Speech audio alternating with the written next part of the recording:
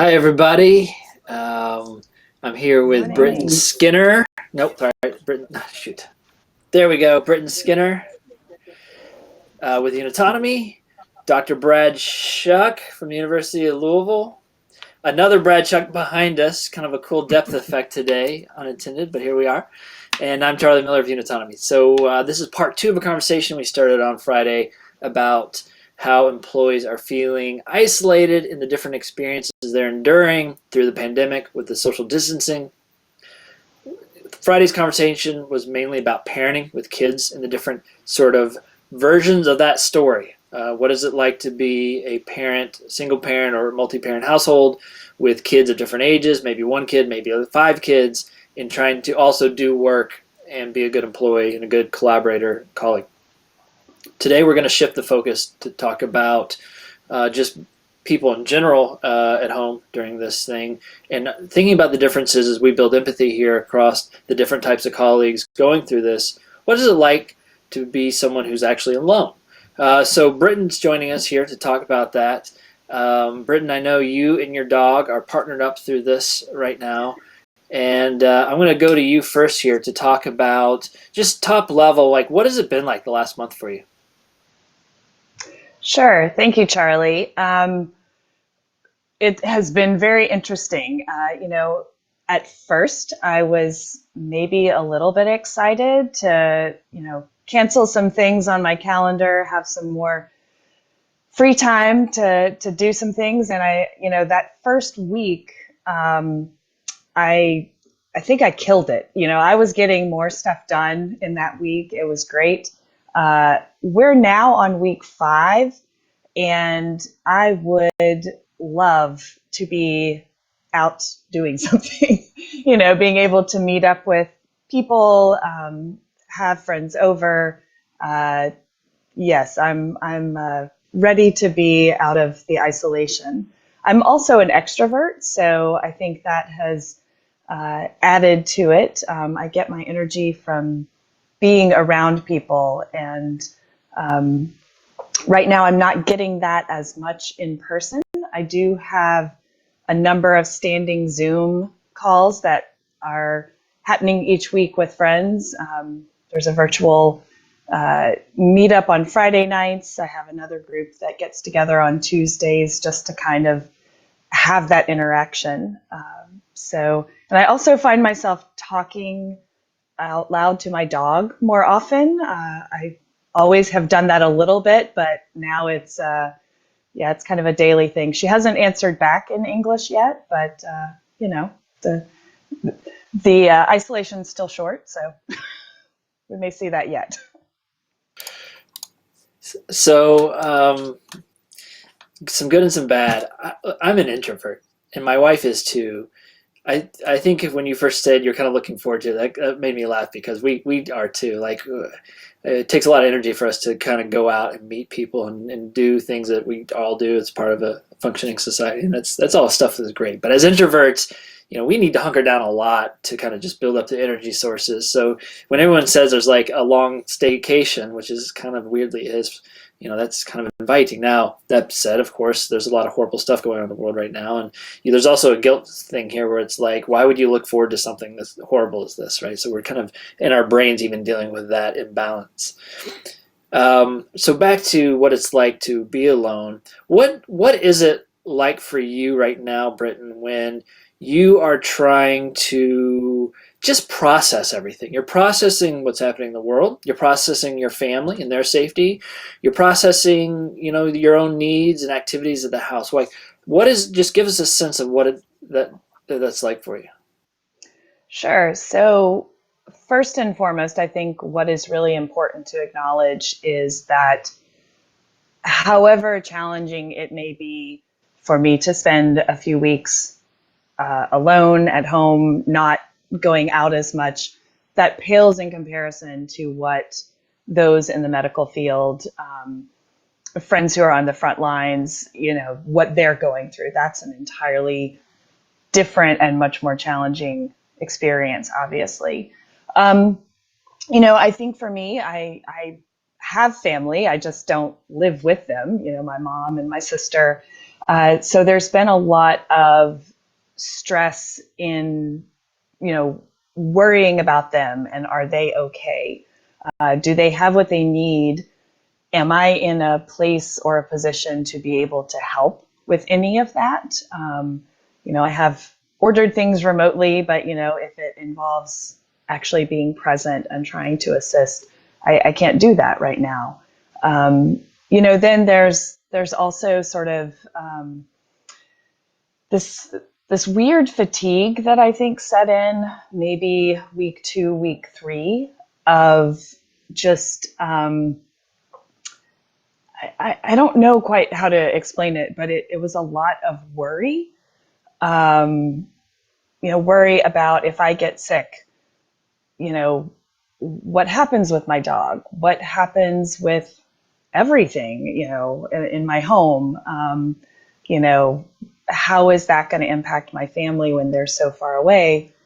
And, at what point would I need to go to the hospital, and how would I get, just those things that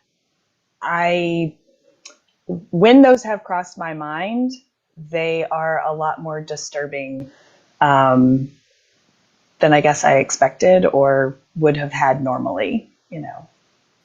That's a really nice piece to focus on. We've got Dr. Brad Shuck with us, so I think Brad, this is a segue to send it over to you here of like asking what kind of advice do you have for someone right now that is going through some emotional exhaustion. There's a stress level here. If you're alone, you don't even have someone to bounce these expressions off of. What should someone like Brittain be doing? Well, I was gonna ask if it's okay. Britton, what did you do to kind of manage that anxiety or that worry? Because my wife and I were talking about this last night. What happens if we get sick? What happens to our daughter? What happens if I get sick and she gets sick? Where's Maddie gonna go? Or what if our neighbors get sick and they've got kids? Do they come to our place? Do we need to have a plan for that? So I wondered, how did you manage some of that when in that week 2, that kind of emotional fatigue kind of began to set in for you? Sure. I'm trying really hard to get back into a routine and to stay with it. Having a dog helps. I have to go for several walks a day.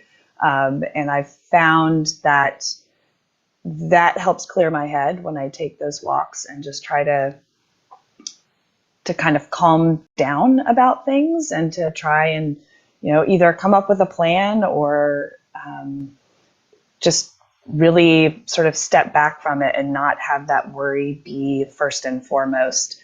It also involves getting enough rest, eating healthy, and trying to set aside time to connect with people. So again, going back to that first week where I was like, I'm going to get all the projects finished in this one week. And then the next week I kind of fell off a cliff where I was like, wow, this feels like everything is upside down. And now in week 5, it's a new normal, as Charley and I talk about all the time. That new normal is starting to take shape, and I have a bit more of a set routine. I'm worrying about what I can worry about, in its place, I guess, and trying to balance all of those pieces of trying to stay healthy in terms of physically and emotionally and mentally, and just really trying to kind of find a new balance for all of those things. So some nice takeaways there. Setting aside time to reach out to people. The pets. I think it was a great time to go get a pet because we are hearing stories of shelters being overrun, and I'm sure there's a way to do that right now. Getting outside, the outdoors, it does something to the human body for sure. Eating well, I love that one because I had a bit of a sugar rush from Easter candy yesterday morning with my kids, and I felt horrible and I was in a terrible mood by lunchtime, and I realized my body is not used to that kind of sugar rush in the morning. That was a bad mistake, and oh yeah, you are what you eat for sure. And then I love the idea also of giving yourself projects, small tasks, keep yourself, whether you want to call it distracted or just focus on something that's healthy for you. I think that's a really nice takeaway as well. Brad, what else would you add to that comes to mind right now? So just to put a little bit of a spin on that, I can hear my daughter in the background here. The routines, I think, are really important. They help us solidify trust in our day and predictability, which gives us capacity for other things. So we don't have to worry about some things. And one of the things I think, at least I took for granted when post or pre COVID-19 was there were some routines in my life, some things that were just automatic that my mind didn't really have to think about. And that helped me have capacity for other things in my life. Those things are kind of gone. And so I needed to reestablish those. And so we've worked to establish what those things look like and putting some boundaries around things. Brittain, I love the idea about going for a walk, taking your dog outside. We might call that like changing the station in your mind. So if anxiety or worry begins to creep in, or frustration from there's just too much, there's so much work coming at us, or there's so many things coming at us, we all have things that help us change the station in our mind. So for some of us, that's going outside, taking a walk. Others, it's exercise. We call it a brain break in our house, where you maybe need to work on a puzzle for 15 or 20 minutes, or you just need to, whatever that is, it's a way for you to step away. And the third thing that my wife and I have been talking a little bit about, maybe you guys have feel the same or have experienced the same thing. We've been approaching the last 4 to 5 weeks as like a plane circling a city, getting ready to land, and so we've been in kind of a holding pattern. And like, okay, at some point, this plane is gonna land, and when it lands, it's gonna look exactly like it did when it took off, and that's just not going to be the case. And so we've been talking a little bit in our family about, okay, what is the new reality that and the new routines we need to begin to set. So our bedtime is a little different now, and our time when we wake up is different now, and the time when we eat lunch is different now. Let's erase. I have a whiteboard by my desk here that's got a bunch of places that I had travel plans to. Those need to come off the whiteboard, and new things need to go on the whiteboard as a way to embrace and not circle the plane and or punt the football. We're not just continuing to punt the football down the field, but instead we are really embracing, like, okay, this is what this looks like. And I think the sooner we do that, the healthier we'll be in terms of our psychological well-being, to Brittain's point. I'll tack on one idea there, which is I know as I'm an introvert, I need to kind of put more energy into reaching out, not wait for people to reach out to me and respond, but kind of proactively develop a muscle here where I'm just reaching out to whether it's an old friend or it's a colleague or whoever it might be, but just kind of doing little acts of making sure I'm connecting with people. And I think that as something that makes, as soon as I do it, I feel better. I don't know what it is, but I just that human connection really does change my whole mood. I realized, just like you need to eat so much to keep up a blood sugar level, well, you need to be connecting with other people to keep up sort of a social warmth level. There's probably a better way of saying that, Brad, in the research context. But I don't know what it is, but it's true. Humans need other people, right? I think we're hardwired for community. I think our bodies and our minds and our hearts are hardwired to be around others and to have that kind of connection and be in community. It's why isolation can be so crippling sometimes, even in a work setting or in a social setting. It can be a really, really crippling experience when we feel like we're completely isolated, and we're just hardwired for that community. And I'll also note that I don't think exchanging messages is enough. Like just reading text all day long, that's not the same as hearing someone's voice and seeing someone's body language. There's something that is different with how we process connection when we can look someone in the eyes and hear their voice. And I would just express that to everyone of, if you're working remotely right now and you're using something like Slack or Microsoft Teams, make sure you're doing more to connect and not just leaving it with responding to messages in there and sending funny GIFs or whatever you might be doing. But like, you really need to actually have the conversations. Brittain, I'm going to give you last word today because you're experiencing this isolation with your dog differently than I am as a parent, as Brad as a parent. What other things come to mind right now that you think people should be either aware of in terms of the idea of building empathy, or just some other things that you've learned in the last month that you want to make sure other people take advantage of? Sure. So I could not agree more with you about the seeing people face to face, via a screen, in this moment. Or I had some friends who came over and I stood in my doorway and they stood a little ways apart and talked. I've had a socially distanced walk with the dog. Those interactions are huge.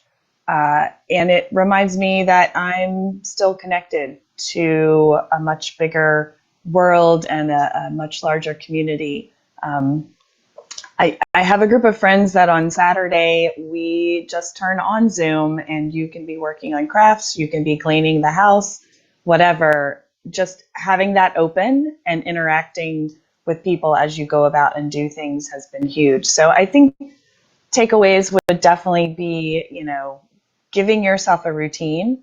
I'm also journaling just to sort of get my thoughts out and to have a record of this experience.